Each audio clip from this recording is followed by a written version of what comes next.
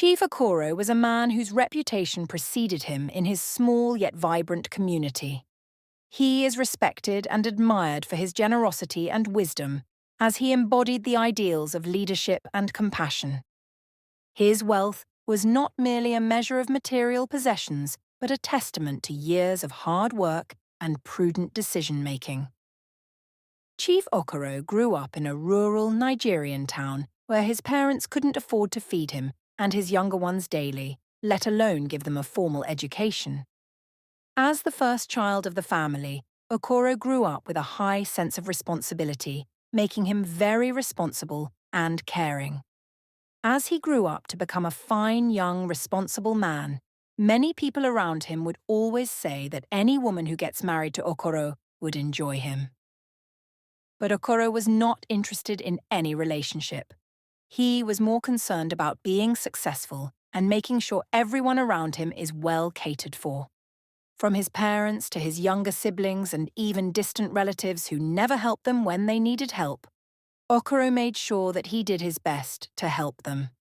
Chief Okoro is married to Ada, a woman of stunning beauty and sophistication.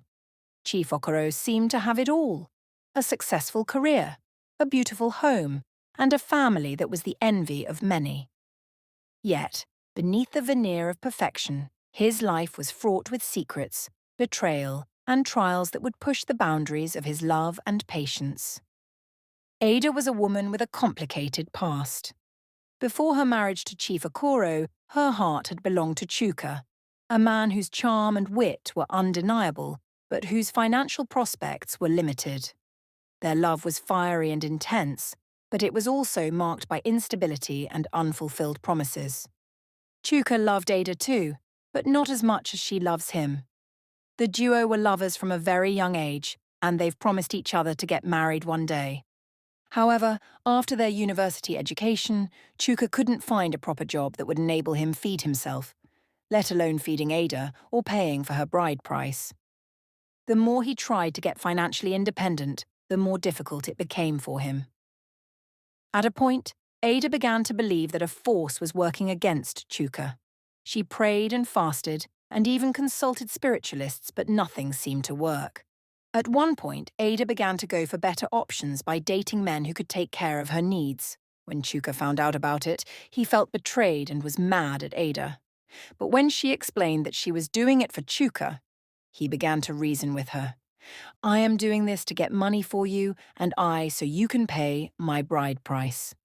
I've always told you that you will always be my number one, and no man would replace your space in my heart." Chuka reluctantly agreed that she sleeps with rich men and brings money for him. Chuka soon began to live a meaningful lifestyle, as he can now afford many things. He became lazy and depended solely on Ada as time went on. A few years later, Ada began to rethink her decision, as Chuka didn't lift a finger or make effort to make his own money. This was a serious concern for Ada, as she wants a man who could take care of her and her kids.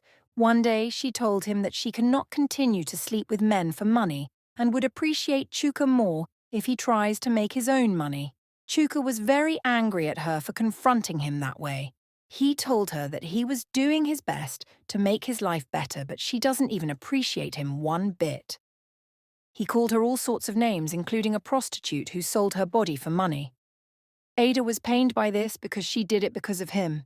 Ada, who always craved the finer things in life and security that wealth could provide, made the decision to end their relationship. Chuka was heartbroken by this. He tried many times to get Ada back, but it was too late. It was during this period that she met Chief Okoro, a wealthy man who worked many years to build his wealth, paying little or no attention to relationships. During one of their meetings, Okoro told Ada that he was finally ready to settle down and would appreciate it if she accepted his proposal. At first, Ada wasn't sure about it because she had no feelings for the chief. The thought of swindling the chief occurred to her, but after seeing that his love was genuine, she decided to give marriage a try. When Chief Okoro proposed, offering her the life of luxury she desired, she accepted, convinced that she was making the right choice. However, a few days before her wedding, Ada's resolve wavered. Overcome by nostalgia and guilt, she sought out Chuka, hoping for closure. She felt bad for leaving him because he was the love of her life, and she's promised to stand by him no matter what. So she decided to meet him before the wedding to apologize to him and make him see reasons why she couldn't marry him. When Ada got to Chuka's place, he was sleeping on the couch. Chuka sat up immediately she entered. "What are you doing here?" he asked, checking if someone saw her coming into the house. "I'm just here to... Ada stammered, unsure of how to start her conversation. Chuka offered her a seat as he fetched a cold drink from the freezer. He poured it inside a glass cup and watched as she drank up. After a few minutes of silence, Ada began to apologize. "Chuka, I know I've hurt you a lot, but it isn't my fault. I grew up in abject poverty, and I've promised myself not to allow my children have the kind of experience I had. It wasn't palatable at all. Honestly, I had to do what I did to secure the future of my kids. I'm so sorry." Chuka heaved a heavy sigh. He explained to Ada that he understands her point, but the fact that she already promised to stand by him regardless of the situation made him feel used and hurt. What began as a conversation turned into an intimate encounter, a momentary lapse in judgment that would have far-reaching consequences. Ada didn't regret any of this, as her heart truly belongs to Chuka. The thought of marrying a man she doesn't love hurts her greatly, but it was already too late. She accepted Chief's proposal, and there's no going back. Ada returned to her new life, determined to bury the past, but the weight of her actions lingered like a shadow over her marriage. Months into her marriage, Ada discovered she was pregnant. She clung to the hope that the child could be Chief Okoro's, willing herself to believe the lie. When her daughter Shioma was born, it became increasingly clear that Chief Okoro was not her biological father. Chioma bore no physical resemblance to him, a fact that even Chief Okoro himself knew. Months after the birth of Chioma, Chief Okoro decided to carry out a DNA test in secret. When the test result came out, he found out that Chioma was not his biological child. Even though Chief was deeply hurt, he kept it a secret. He didn't want to lose Ada or the baby he's come to love so much. So, he decided to keep it a secret since she'll bear his own children for him. Chief Okoro kept silent about the DNA test because his love for Ada and his commitment to his family outweighed the betrayal he felt. He embraced Chioma as his own, showering her with love and granting her the status of his firstborn without making Ada or Chioma suspect that she wasn't his daughter. As the years passed, Ada and Chief Okoro had 3 more children, 2 boys and another girl. While Chief Okoro loved all his children equally, it was evident that Ada harbored a special attachment to Chioma. This affection was not solely maternal. It was laced with guilt and her lingering feelings for Chuka. The love that Ada had for Chuka was transferred to her daughter Chioma, and the chief could see everything as it unfolded. He believes there must be a reason why she loves the girl more than her other children, but he couldn't point a finger at it. As the years passed by, Chioma began to notice that Ada's love for her was more than the other children, so she began to develop a sense of entitlement. She wielded her position as the eldest child like a weapon, manipulating her younger siblings and demanding their obedience. She was cruel to her younger ones and did everything to make her mother see that they're not worth to be loved. But despite Chioma's selfish tendencies, Chief Okoro's love for her remained steadfast. He believed in the power of patience and understanding, hoping that she would eventually grow into a better person. "My dear, learn to love your younger ones and live together in peace. I will not be here forever and won't be happy if you guys are not united. It is your job to unite your younger ones and live in love." Chief Okoro would always advise Chioma.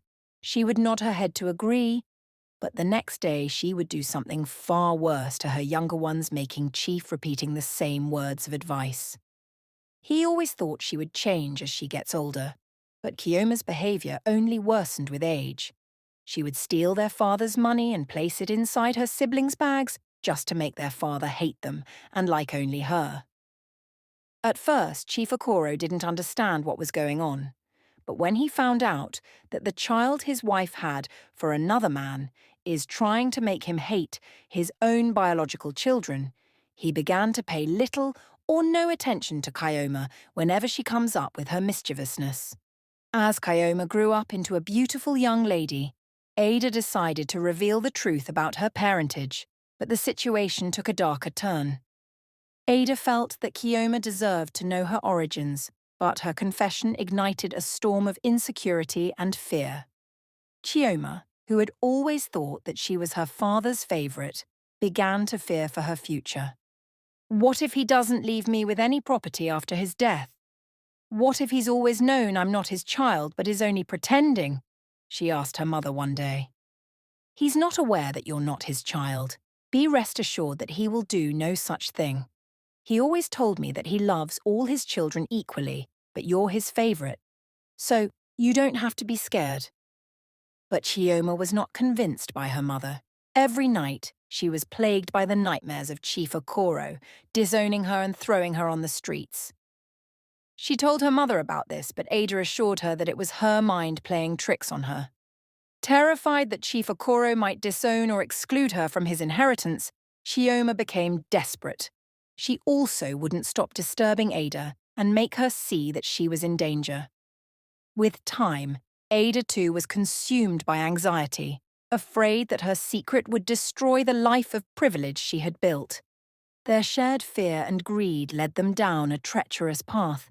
They began plotting Chief Okoro's demise, hoping to secure their control over his wealth. One hot afternoon, Ada was picking dirt from a tray of beans when Kyoma asked her how she would feel to be in control of all the assets owned by her husband, the chief.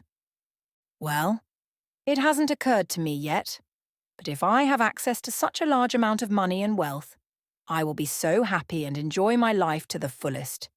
If possible, I would even go back to my first love. Kyoma smirks mischievously as she tells her mum that she has the perfect plan to make her dream a reality if only she would join hands together with her.